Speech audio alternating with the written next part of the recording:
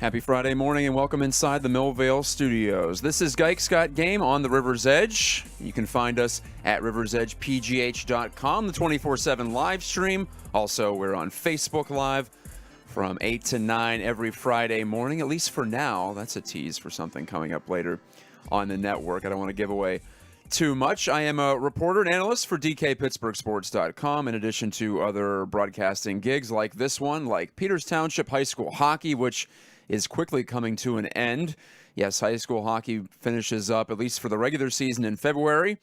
College hockey finishes up in March, and then the NHL follows suit. So we are moving toward the end of that season. At least we're getting some more urgency. Maybe not in the NHL at this point, but in some other areas of that sport. I'll get to that in a moment. In fact, there is some college hockey news to expose to you, and this might be a hint as to who it involves, but that'll be later on in the program and much further down the line.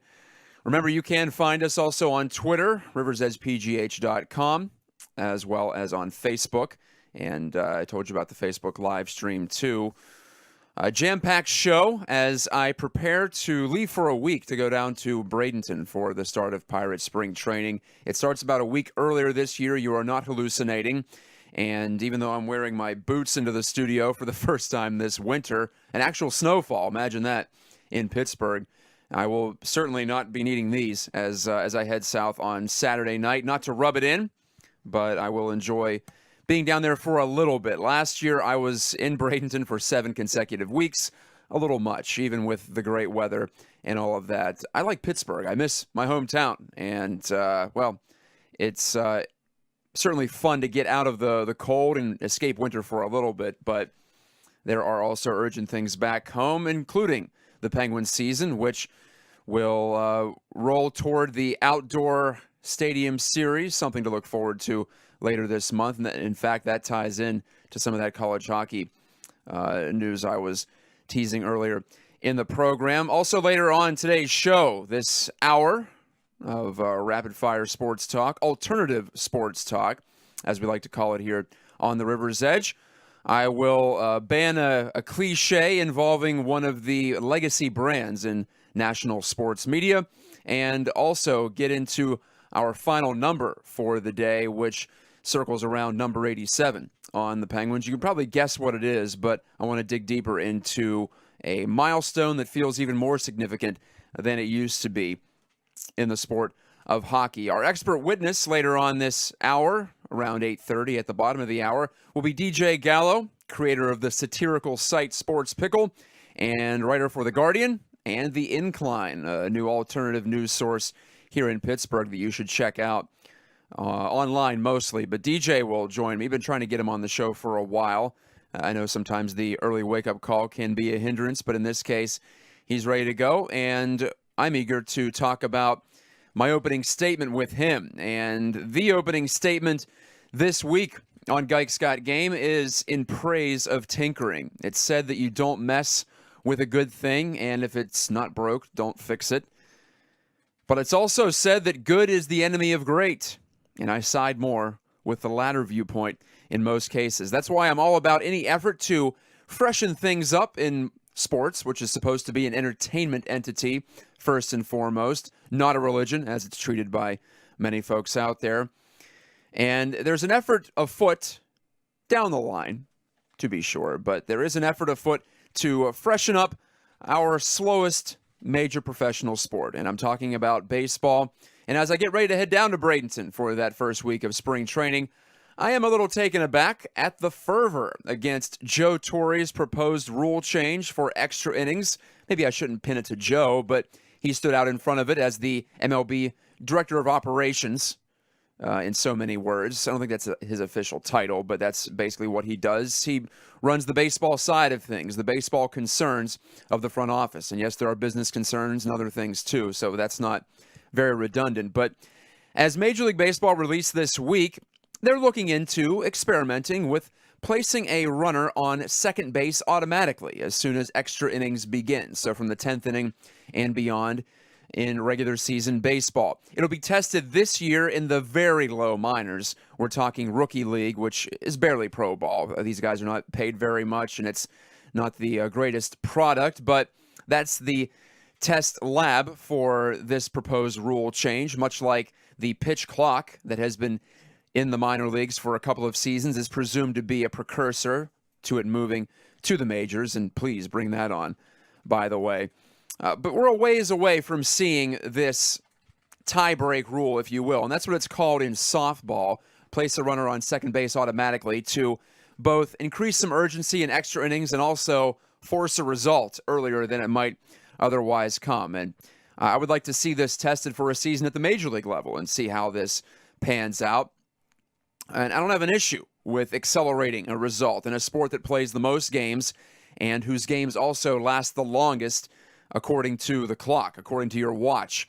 And in an increasingly crowded entertainment landscape, I think it's smart for baseball to try to speed up the game. I find it ironic, in fact, that as our attention spans have shortened, as things have sped up in general culture, baseball games have slowed down. They've run counter to that, and it fits with the tradition of the sport, which has often lagged behind in terms of changes. And while I talked about the societal impact of breaking the color barrier for Jackie Robinson, in a lot of ways, baseball has been at the forefront of social change, but when it comes down to the pace of play, it has lengthened out. And there are ways to fix that. You can limit mound meetings. You can, as I mentioned, the pitch clock is also a relevant thing that can get us back to the days of 2-hour games, or maybe even just 2.5-hour games, heaven forbid. The typical one lasts pretty close to 3 hours at this point. And as I mentioned, in a sport that plays every day, does it make a lot of sense to have unlimited overtime in play? And there's almost a religious fervor with which people are defending the sanctity of the sport in this way. I've seen it on social media even this morning, and I'll read you an array of tweets that I just got spitballing this morning before I came into the office. Quote, "Baseball is perfect, and it's just the way it is for a reason. Leave baseball alone." Okay, that's not really a conversation starter. "Baseball is different because baseball changes at a glacier's pace, and we mostly like it that way." That comes from Dan in Pittsburgh. Also, the first one came from Sports Junkie 703, so I want to credit these statements to the proper people. My good friend Mike Osti on Twitter, who has a Trib Live radio show, so he's into this sort of catnip for sports radio. He says that it's a problem without a solution, that people like extra innings. Casual fans like extra innings. It's mostly tinkering for the sake of it. There's no big issue to deal with. And he makes the allusion to college football overtime, which changes rather drastically. Each team gets a shot at it from the 25-yard line. Kind of a shootout, if you will, for college football, if you want to make the hockey comparison. And Mike calls college football OT asinine. So, all right, I'll take that into account. I think that's changing the sport more so than putting a runner on second base automatically at the start of each extra inning would be.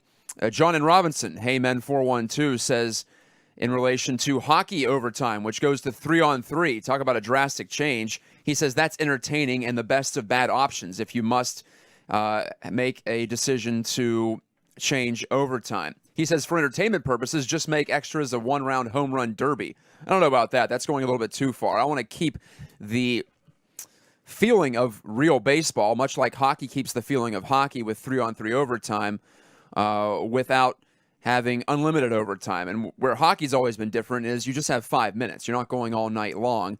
Whereas in baseball, you could theoretically play forever. And I understand that's a benefit. That is a feature, not a bug, for a lot of people.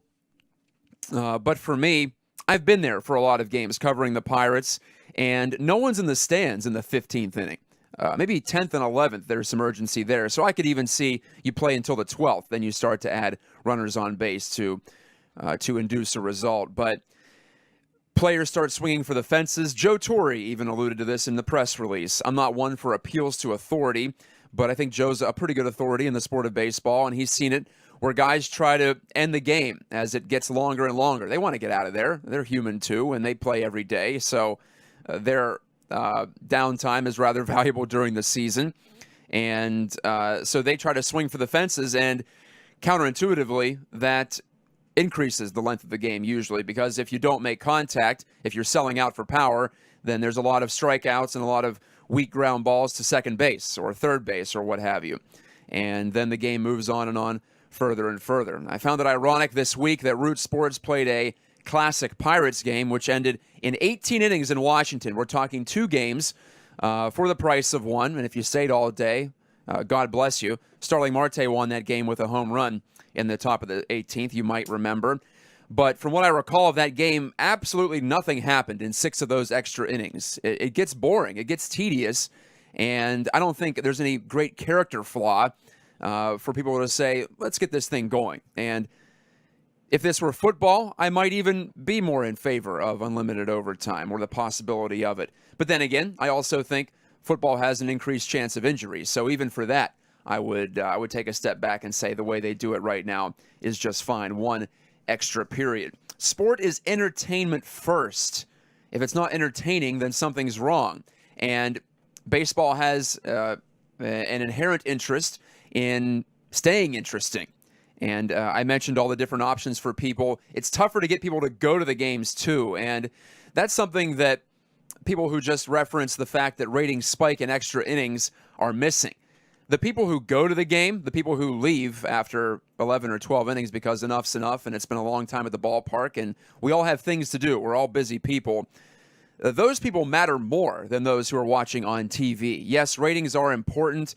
That's how a lot of teams make a good deal of their money is via the TV contracts. But people in attendance, those are the true believers. Those are the most fervent fans, the ones that you want to try to keep because, first of all, they pay for merchandise at the ballpark. They pay for concessions. They pay for parking.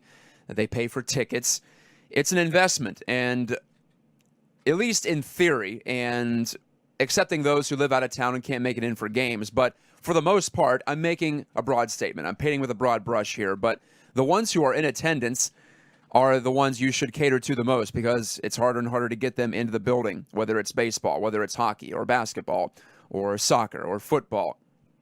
The fact remains the same that attendance, even though it has been holding relatively steady, it's been decreasing a little bit in baseball. And now I think they're starting to see what other entertainment entities are seeing, that the, I don't want to call it gentrification, but the democratization of media gives people more opportunities on demand.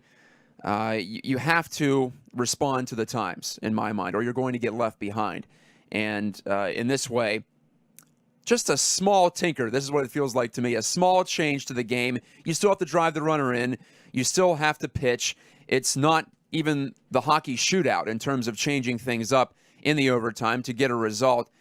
There is still all of the strategy aspects of baseball. I'd argue even more when you add a runner. It adds something to the game. It gets people more on the edge of their seats in extra innings. And it wouldn't prevent going to 18, 19, 20 innings and stretching things out ad nauseum, but it would give us more excitement. It would give us a better product in extra innings, in my opinion. And it would put more emphasis on the better pitchers, too. You wouldn't have to go to the very end of the bullpen. I understand it's fun for some people to watch position players pitching. I think it is fun to watch in blowouts because nothing's on the line. But you throw a guy out there in the 18th inning who isn't even supposed to be pitching, I think that's weird baseball to the extreme and not something that is necessarily entertaining. How do you like it if your team has a position player on the mound when the game actually counts? I could see when it's funny and it's 10-0 in the 8th and you're just wanting to get it over with. That's fine. But the position player pitching contingency, that's, for me, an argument for putting a runner on second base. So, again, I'm sure I'll get more heat on Twitter for it from the baseball cognoscenti, the learned baseball fans. I love baseball too, but to a limit. There's 162 of them. There'll be a game tomorrow. There was a game yesterday. It's not like we have to savor anything. Watching guys sit around and watching pitchers go through the signs again with the catcher because, well, everyone's getting mentally fatigued after 12 or 13 innings. In fact, in the past, speaking of final number, I can make the final number 12. I've often argued that you could just call it a tie after 12 innings in baseball and bring it on back the next day. I don't think anyone would complain too much about that, especially those casual fans that you're trying to attract in so many ways. I had someone argue on Twitter that casual fans like Extra Innings more than hardcore fans. I completely disagree with that. It's often the hardcore that are the only ones who are left watching at the end of one of these marathon games. Thanks for listening and watching Gike's Got Game. We've reached the end of the opening statement. When I come back, a quick look at banning a sports media cliche. This is the River's Edge. Hi, I'm Mike Storer, host of the Awesome Cast, which you can hear right here on River's Edge Radio. We're talking tech, getting geeky every week with people from Pittsburgh in the industry. Go check us out, awesomecast.net, or listen to us right here on River's Edge Radio, Thursday mornings, 8 a.m. after Funny Money. Welcome back to Gike's Got Game on the River's Edge. I'm your host, Matt Geica, here with you every Friday from 8 to 9 a.m., and of course, played after the fact on demand at riversedgepgh.com. That's where you can find the podcast page for this show and many, many others on this network. 24/7 stream is available too, promoting local radio and local events, or local music, pardon me. We are local radio in the strictest sense of the word. Brian Crawford behind the board today. He's got his River Talk show revved up, as always, for later this morning. He's on 3 times a week with that. And in addition, you can find our full listing of talk programming, which is all in the mornings, or mostly in the mornings, and it will be all in the mornings in a little bit, but that's all on the website too. One of my regular features on Gike's Got Game, if you're a new listener or viewer, is Ban the Cliche. I hate cliches, lazy language, ideas that should be put out to pasture, and this week's cliche falls into that latter category. The Sports Illustrated swimsuit issue.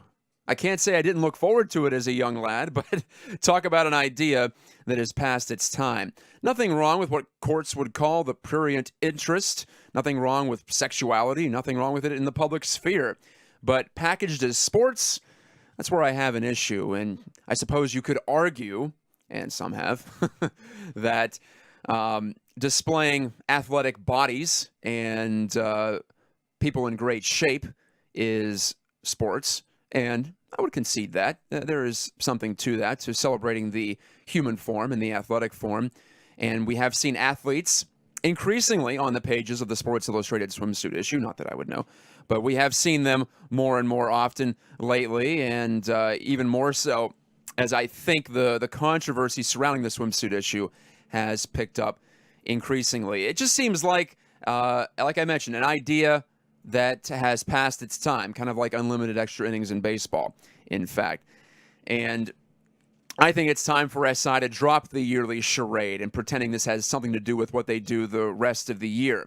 Or, if you want to go a different way, at least give equal time to men in varying states of undress. Then we'll see how popular the magazine is to the SI audience. I'm all about fairness and equality, so make it half women, half men in swimsuits or what have you, or body paint, and then we'll find out exactly how popular it is, and then we'll find out exactly how sports-related it is for the other side of the audience. Heck, that might even make it more popular. Maybe I'm giving Sports Illustrated a great idea.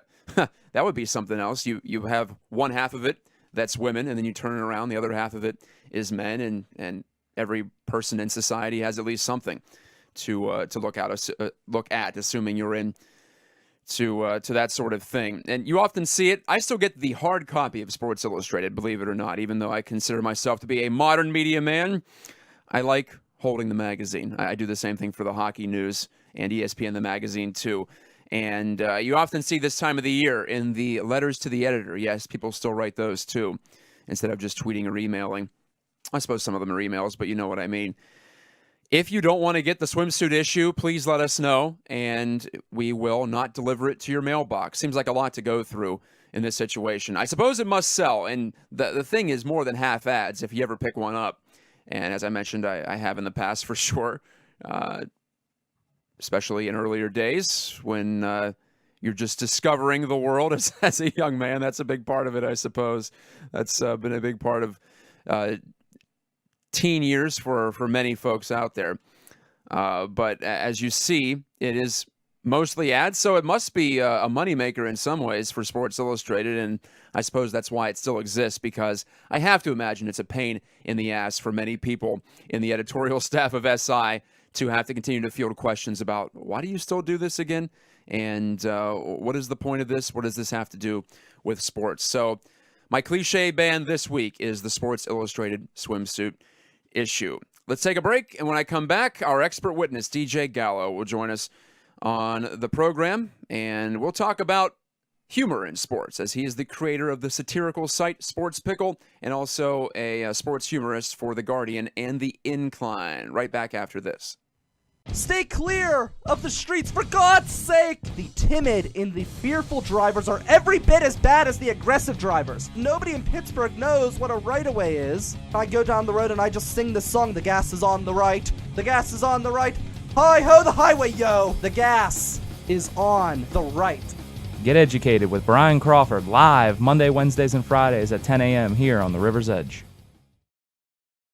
Back in the Millvale studios for the second half of Geick's Got Game for the week. I'm Matt Geico. Thank you for listening and watching and accessing the show in whatever way you might be. We're talking about baseball's tinkering, potentially, with extra innings, at least at the start of this program. And I got to hand it to Major League Baseball, in fact. They got us to talk about their sport in the beginning of February. So maybe that is the greatest genius of floating this out there at this time of the year. I know spring training is about to start, and yes, we are going to talk about baseball more often now on this program and many, many others throughout the sports media realm. But they have gotten me fired up. They've gotten a lot of people fired up about it. My guess at this time might be considered to be ahead of the curve on this sort of debate, as he wrote about how much extra innings suck when they go really deep into the games I'm talking about for The Guardian a couple of years ago. He is the creator of the sports satire site Sports Pickle and also a contributor at the new alternative news outlet here in town in Pittsburgh, The Incline. His name is DJ Gallo, and he's on the guest line right now. DJ, good morning.